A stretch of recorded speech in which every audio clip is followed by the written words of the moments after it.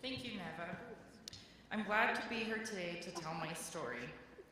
Today, I'm in front of you not only as a Project Self-Sufficiency graduate, but as a mother, a sister, a daughter, a wife, a friend, a coworker, and an important person to many people in my life. The scariest role I have ever been was an addict, a bad influence, and someone who can cause everyone I loved a lot of pain. This was me yesterday. See, before Project Self-Sufficiency, I was a very heavy meth addict. I ended up in the system, and I didn't know how badly it would affect my future. Along this path, I was blessed with a beautiful daughter, but there was a lot of dead ends. Being a meth addict was my rock bottom. I felt like such a loser, and I needed so much help. When I started my journey with Project Self-Sufficiency, my number one goal was to get my GED. As a sophomore in high school, I dropped out and I just quit. Not knowing why I didn't do well in school, I struggled to get my GED later on. My Project Self-Sufficiency advisor suggested that I get tested for any possible learning disabilities. CSU donated the time to do the test, and I learned that I did have a reading comprehension disability. And knowing this, I immediately passed the GED test. Discovering this disability was life-changing. Before, I had never thought college would be a possibility. After I passed my GED, then I thought college just might be a possibility. I enrolled in business classes at Ames Community College in hopes of earning my associate's degree. Then I set my goal to get my bachelor's degree. This may not seem like a lot, but it felt so out of my league. I was like a brand new person. I celebrated with my advisor, Stephanie Slayton, and I felt so smart. Soon, Stephanie offered me what would become a key resource for me. And actually, it was a real set of keys. She said, guess what? We have an opening at Willow Place.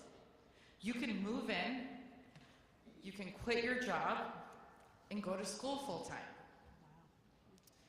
As great as that seemed, at the time I was very confused.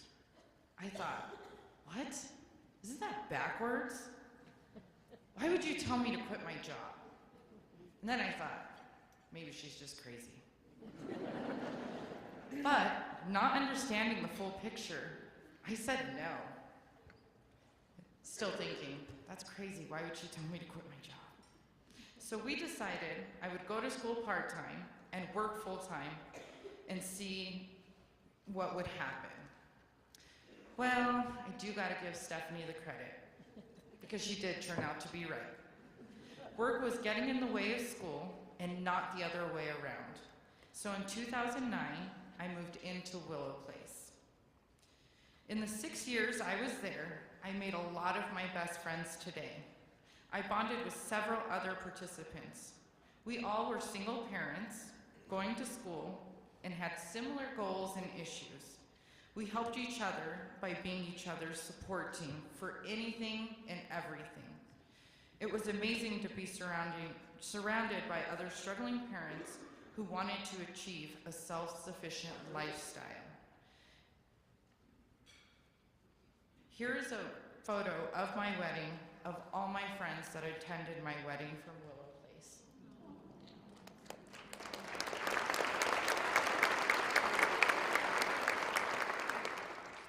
Willow Place was a major game changer.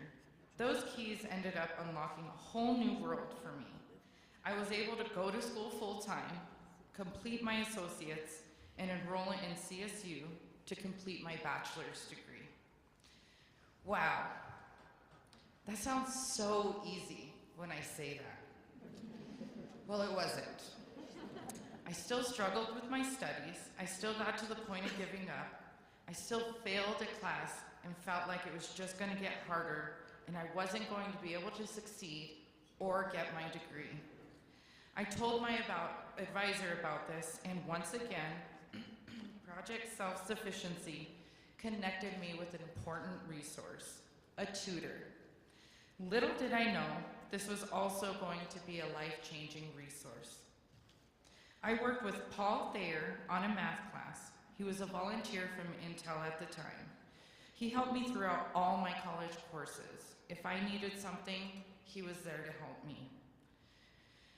The awesome thing about Paul is that he began as a volunteer tutor and then moved on to serve to be the president of the board of directors of Project Self-Sufficiency.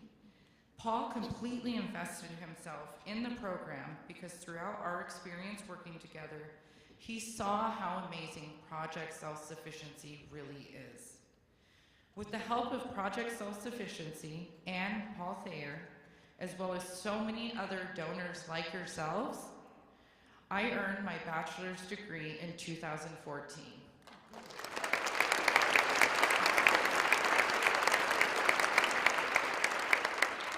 I also have a little bit of a lengthy business degree like Neva does. So my degree is, I got a bachelor's in business administration with a concentration in management, an emphasis in human resource and supply chain, and a minor in merchandising.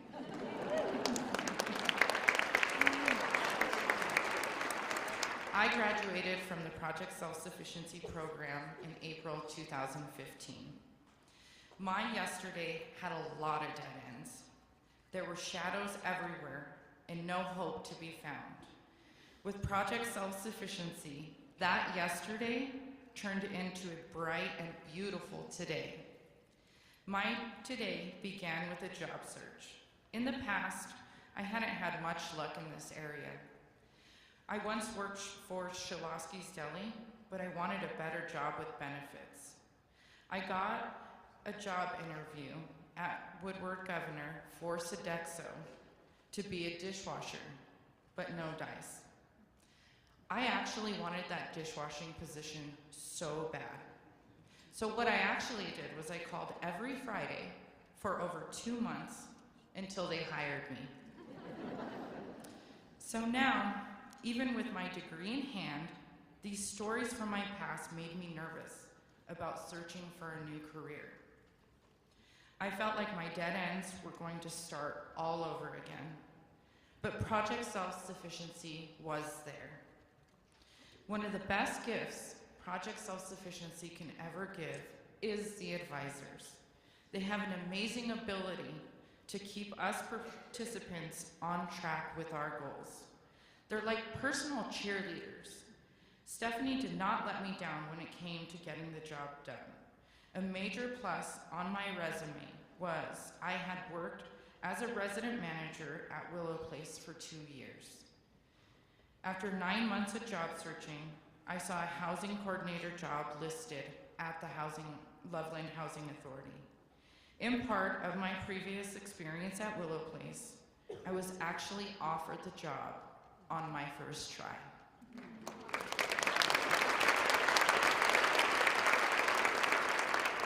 Landing this job had been such a blessing. I thank God every day for my job. I actually have the pleasure of working directly with the residents at Willow Place that are all Project Self-Sufficiency participants. The very place that helped me get on my feet and stay standing. Now I am the one helping people climb out of the dark yesterdays into brighter todays. And that really does feel amazing. It is so hard to be a single parent. It's hard to be a non-traditional student. That is why people don't understand. The only thing that was consistent during this time was the inconsistency. Every day was a battle. There was always homework, your kids' homework, getting them to and from daycare, bills, food, rent, clothes, school, the list goes on, and it never goes away. It is so hard. Project Self-Sufficiency is there for you. But just keep in mind, they do not do it for you. I often wanted to give up, but wow, I'm so glad I didn't. In my yesterday, I was a meth addict, but one who underneath that had the drive and self-power to pull myself together and work hard for 9 long years to become a college graduate.